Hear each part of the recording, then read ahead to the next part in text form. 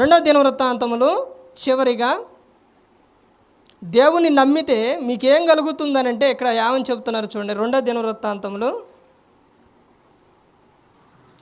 16వ అధ్యాయం.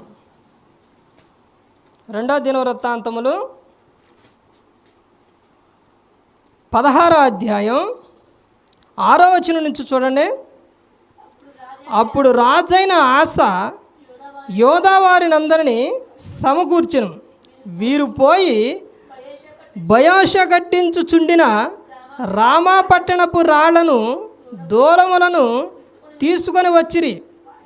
వాటితో ఆస గేబాను మిస్పాను ప్రాకారములు కట్టించెను. ప్రాకారపురములుగా ఏం చేసిండండి అతను? కట్టించిండు. నువ్వు ఇక్కడ దేవుడు ఆసాకి సహాయం చేసిండు. అది చేయటం వలన అతడు ఏం కట్టించాడనంటే ఆస గేబాను మిస్పాను ప్రాకార పురములను కట్టించెను. అంటే దేవుణ్ణి నమ్మితే దేవుడు చేసే విషయం ఏంటంటే దేవుడు వారికి ఏమి ఇస్తారనంటే ఏం కలుగు చేస్తారంటే వారికి జయము కలుగు చేస్తారు. యాస ఎవరో రాజు. అవి కట్టించడం అంటే వాళ్ళకి ఏమొచ్చినట్టు? జయం. దేవుని నమ్మితే ఏం కలుగు చేస్తారనంటే వారికి జయము కలుగు చేస్తారండి, విజయాన్ని ఇస్తారు దేవుడు. దేవుని నమ్మితే 7 విషయాలు ఏంటంటే 1 మీరు స్థిరపరచబడుదురు, 2 కదలకు కొండవలే నుందురు, 3 వారికి సహాయము చేయును, 4 మిమ్మును ఎరుగును, తర్వాత నీ మార్గము సరళము చేయును, మీకు ఆశ్రయముగా ఉండును, మీకు జయము కలుగును. ఎప్పుడండి ఇవన్నీ? ఎప్పుడు జరుగుతాయి? దేవుణ్ణి నమ్మితే. ప్రతి ఆదివారం ఒక అంశం మీద మాట్లాడుకున్నాం. అవి రాసుకున్న హృదయంలో పెట్టుకున్న జీవితాలు అనేది చాలా బాగుంటాయండి. దేవుడు మనకి ఈ గ్రంథాన్ని రాపించారు. నేను చెప్పే ప్రతి ఒక్క మాట ఏవైనా నేనైనా సేవకుడు ఏ సేవకుడైనా వాక్యానుసారంగా ఉందో లేదో చూసుకోవాలి. ఈ వాక్యం నన్ను బలపరిచేదా, నా ఆత్మను రక్షించేదేనా అని ప్రతి ఒక్కరు కూడా లేఖనాన్ని పరిశోధిస్తూ రావాలి. ఆ వాక్యాన్ని మనం నమ్మినప్పుడు, మన హృదయంలో ఉంచుకున్నప్పుడు మనం ఎలా ఉంటామంటే దినదినము ఫలించి అభివృద్ధి చెందుతాం. ఆ విధంగా ప్రతి ఒక్కరు కూడా ఉండాలండి.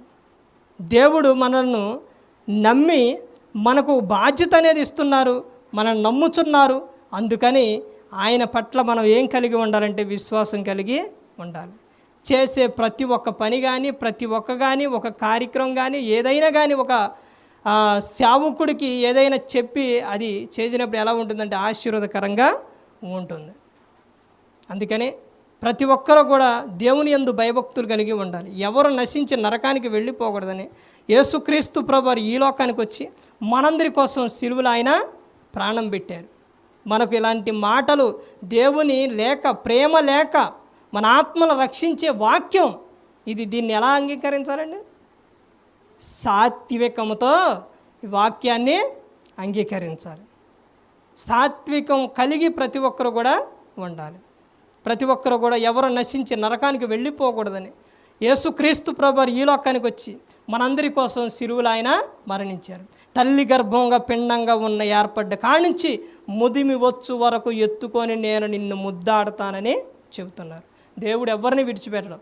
చిన్నపిల్లలు అక్కడి నుంచి వృద్ధాప్యానికి వచ్చేసరికి నేను ఇక యవ్వన ప్రాయం నుంచి మధ్య వయసు నుంచి ఇప్పుడు వృద్ధాప్యానికి వచ్చేసాను, ఇక నా పరిస్థితి అయిపోయింది, దేవుడు ఇప్పుడు నన్ను పట్టించుకోరు, ఎవరు పట్టించుకోరనే పని లేదండి. దేవుడు ప్రతి ఒక్కటి చూస్తున్నారు. ప్రతి ఒక్కటి కూడా దేవుడు నీకు సహాయం చేస్తారు. దేవుని నమ్మినప్పుడు దేవుడు మనల్ని ఎవరిని కూడా విడిచిపెట్టరండి. దేవుడు అందరికీ కూడా సహాయం అనేది చేస్తారు. ఆయన పట్ల నమ్మిక ఉంచినప్పుడు, ఆయన పట్ల విశ్వాసం ఉంచినప్పుడు దేవుడు మన పట్ల ఆయన ఏం చూపిస్తారండి? ప్రేమ, ఆయన దేవుని కాపుదల అనేది మనకు తోడుగా ఉంటుంది. ప్రతి ఒక్కరు కూడా దేవుని యందు భయభక్తులు కలిగి పరిశుద్ధాత్మ మాట వింటూ హృదయశుద్ధిని కాపాడుకుంటూ క్రీస్తును పోలి నడుచుకున్నప్పుడు ఈ లోకం విడిచినప్పుడు పరలోకానికి చేరుకుంటారు. మరి ఈ విధంగా నిలబెట్టి మాట్లాడిచ్చిన తండ్రి అన్న దేవునికి కృతజ్ఞతాస్తుతులు చెల్లిస్తూ ఇంతవరకు శ్రద్ధగా ఉన్న మీకు ప్రభు పేరట నా హృదయపూర్వక వందనాలు చెల్లిస్తూ ఈ మాటలు ముగిస్తున్న అందరికీ వందనాలండి.